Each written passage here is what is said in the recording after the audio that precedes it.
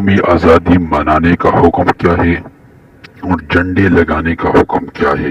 سنیں ملک پاکستان 14 اگست 1947 کو آزاد ہوا تھا۔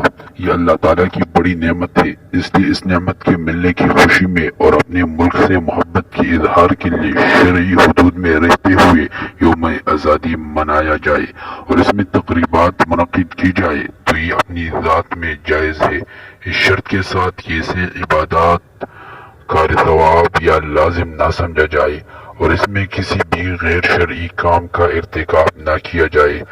تفصیل کے لیے دیوبند یا دارالعلوم کراچی کی فتاوی دیکھ لے، اس میں آپ حضرات کو تمام تفصیلات مل جائے گی۔ تو اس وجہ سے ہمیں چاہیے کہ آزادی کے دن ہم یہ باجے گانے یہ وغیرہ نہ لگائے، اس سے اللہ اور اس کے رسول ناراض ہوتے ہیں۔ جو چیز اللہ اور رسول صلی اللہ علیہ وسلم پسند نہ فرماتے ہو ہم اسی کے مرتکب ہوتے ہیں۔ تو اس وجہ سے ہمیں چاہیے کہ ہم ان سے اجتناب کریں۔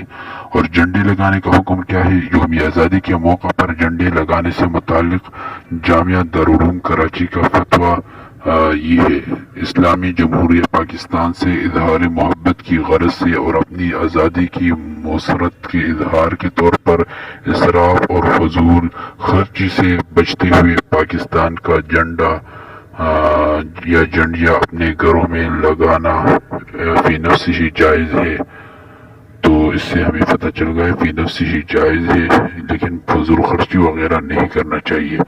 اور یہ اصل میں یعنی محبت کسی کے ساتھ محبت کی علامت ہے اور خوشی اور مسرت کی علامت ہے۔ امید ہے آپ حضرات سمجھے ہوئے ہوں گے۔